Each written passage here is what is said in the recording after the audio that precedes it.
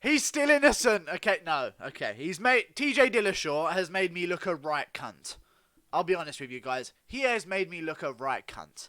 And I'm not happy about it. If you didn't know, and you're just watching this video, I was live yesterday night for an hour and a half. And I planned to talk about UFC 236, but instead, it turned into me for an hour and a half defending TJ Dillashaw for being innocent.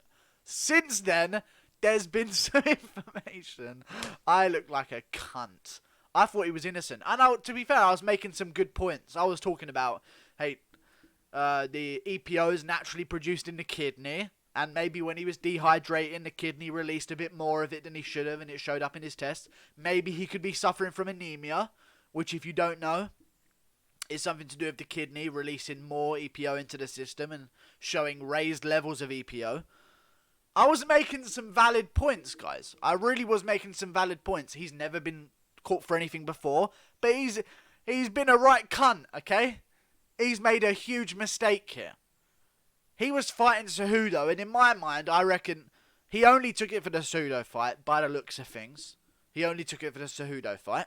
Big mistake. I'm assuming the reason he took it was because maybe he weren't feeling so good at 125. You know what I'm saying? 135 is good, but then as much as he was saying, I feel great here, best I've ever felt, maybe he was hiding the fact that actually in the gym he felt like complete shit at 125, and he's like, you know what, I could do with a boost. I could really do with a boost. And he felt temptation. He was Adam and he ate the apple. Or he was Eve and he ate the apple. A bitch. I don't know, he was tempted by it, guys. And it happens, I guess. But I'm willing to... First of all, TJ Dillashaw, inexcusable behaviour, my friend. Okay? I was a big fan of you. And I still am a big fan of you, man. If there was someone to do it, it'd be TJ as well. That's the thing. If there was someone to knowingly cheat, it would be TJ. He's that competitive. It doesn't matter what it is to get him to win. He's going to do it. And to be... and he lost in the first round. That's got to be bad for him. Imagine if he won and got the belt off Cejudo and was 2-weight world champion. I bet he's thinking, cool, catch me. I don't give a fuck. I don't give a fuck. I'm pound number 1 right now. But he lost to Cejudo. And now I think I realise why he was crying in the post-fight interview. Because he took a massive gamble and it really didn't pay off. If he had got the belt from Cejudo, I'm sure he wouldn't give a fuck about testing positive. That's crazy. It's crazy that he'd do something like that, to be honest with you. I never saw this coming. Never saw it coming. And I was defending TJ for being innocent, but he's a cheat. He cheated for the fight. But one thing I want to get off my chest real quick. I don't know why I've all of a sudden got a lot yellower. What just happened? Anyway. Cody Garbrandt's coming out and acting like the reason that TJ beat him is because he was on steroids. Now, I'm no genius, okay? But that is not the reason why you lost to TJ, Cody. You lost to TJ because you're mentally... Sorry about that. You lost to TJ, Cody, because you're mentally damaged. That's why. You don't pull your hands up when you throw. You got caught from a shot. It's not the steroids that via osmosis left TJ's skin, travelled through the air, and entered your left hand and just lowered it down for TJ to land a punch. That's your shitty technique, okay? It's not like TJ was just on another pace to you the entire fight and, like, drowned you in the 4th or 5th round like Holloway does.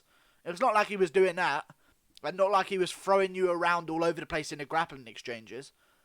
He just caught you with punches because you don't have the right technique. That's just the way it is. I hope that Cody doesn't go down the route of I only lost to steroid losers. Or steroid users. I hope he doesn't go down that route. Because Pedro Munoz also had a little tiff with Usada. And now he's trying to throw that in there. Cody Garbrandt, you lost those fights, including one against Pedro Munoz, first of all, because you are an idiot. And you have no fight IQ. And when you get hit on your glass chin, you start swinging for the fences like a retard and get knocked out. Let's not blame it on the steroids. But other than that, TJ's a cunt for doing what he's done. He really is. I actually still like his style. But he's ruined his legacy. He really has ruined his legacy. He's fallen to temptation. And the one piece of evidence that made me think this was Dwayne Ludwig and Sam Calavita's statements that they came out with, saying basically, look, he did something terrible. We do not condone this. It's like they weren't even trying to say, we don't know what happened. Like, USADA just found maybe it could be from like earlier in his career. They literally said, we don't condone this. Inexcusable behaviour. So I'm assuming that TJ Dillashaw has told them now, look guys, I took something. I felt shit at 125. I didn't want to lose. And I just took something. And I'm seeing the good positive signs from this. Because here's why. Here's why I see the positive sign. And we should start seeing a positive sign from USADA catching people as well. Although it's bad. And now we don't have TJ for 2 years. And that's bad because he's an entertaining fighter. You can say anything you want about him. He's an entertaining fucking fighter. We get fluidity in the divisions back. More fights are going to be happening. And there's no just waiting a year for TJ to come back. We get some more title fights going on. More names enter the mix. Bantamweight's back in a free-for-all for whoever wants that belt. And you've also... What was I about to say? Fuck. I forgot what I was about to say. Also this. USADA catching him means this. They've added another arrow to their quiver. Every time they catch a guy for something uniquely different, like they've done against TJ here, it adds to their repertoire.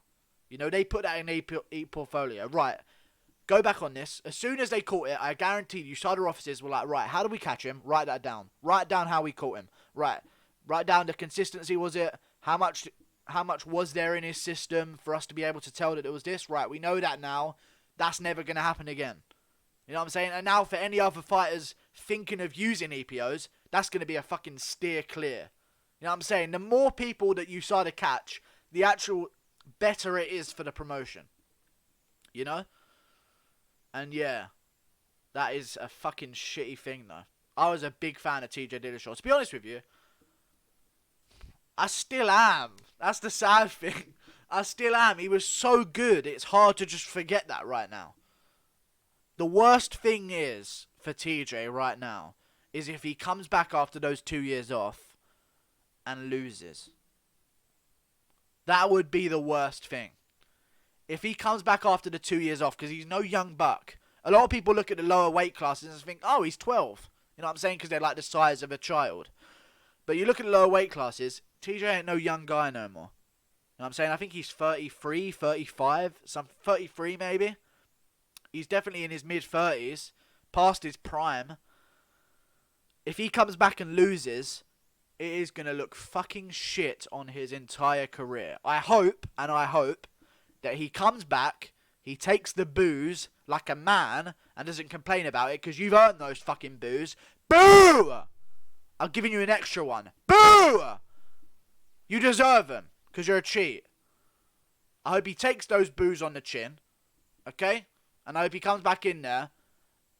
And I don't know what I hope, to be honest with you. It's all just it's all mad. He's made me look like a cunt. I defended him for an hour and a half because I thought, you know what, I'm not just going to pile on like everyone else.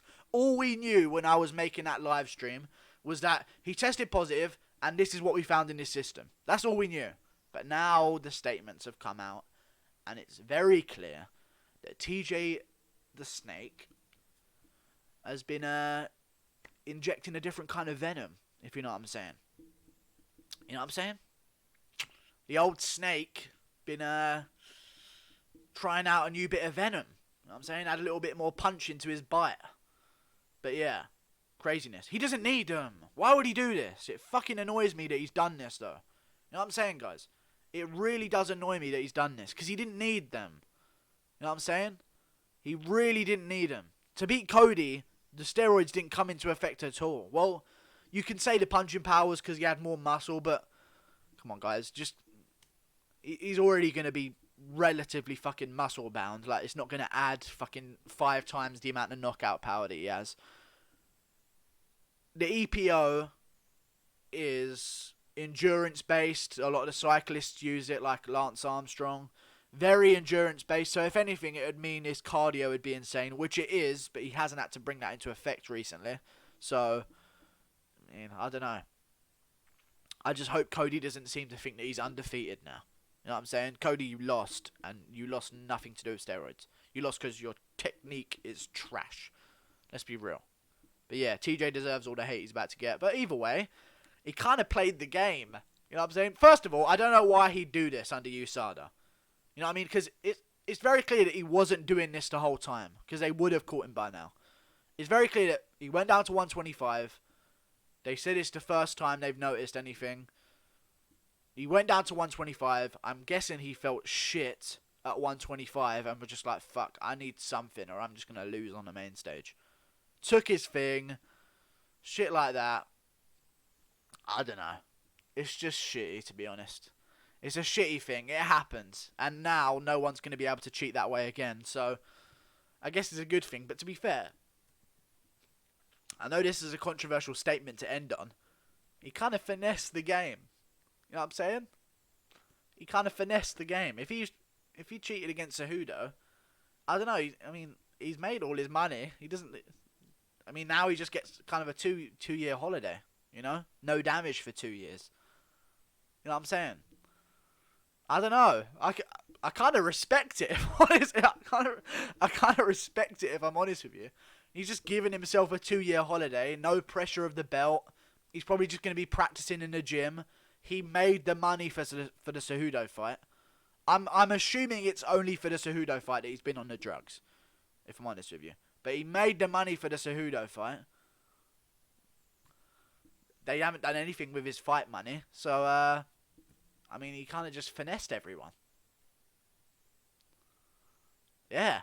That's about it. And also, when he comes back into the scene in 2 years' time, if he chooses to, or if he doesn't, he could retire. You never know. He's got other businesses. If he chooses to come back into the ring, he's going to have a choice of people to fight. Because a lot of people are going to be calling him out. You know what I'm saying? First of all, people are going to be calling him out because they think he's not going to be the same. And second of all, they're going to be calling him out because they think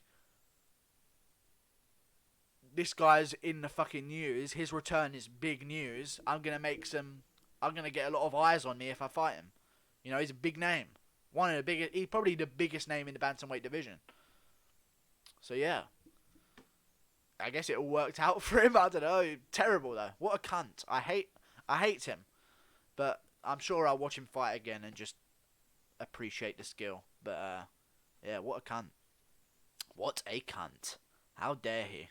How dare he? And people talking about how he ended Renan Barão's career if he wasn't like Renan Barão was clean, guys. Are we being serious right now? I don't think TJ was on it back then because his body's completely different and he wasn't the same as he is now. TJ back then, he's with Team Alpha Male. I don't think he was. I think he did it for the Cejudo fight, if I'm honest with you. Because he felt shit at 125, I'm guessing. I guess that'll come out if it's been in this system for a while. But let's not acting like Renan Barão was this fucking clean unicorn that TJ come up and his dirty fucking EPO hands all over Renan Barão's face. Número Uno was 0-7 like 2 years after USADA came into effect. You know what I'm saying? So, I don't know. Fuck TJ though. I can end it on that. Like and subscribe. I'll be live tomorrow at 9 PM. I'll see you then. I've got a sick video coming as well. There's some editing. I've actually took it into Premiere Pro and done some editing. It's going to be sick. So pay attention to it. I'll be live for UFC 236 Fight Companion. TJ he's a snake. That's him, I guess. TJ Dillashaw, ladies and gentlemen. Legacy ruined. See you later.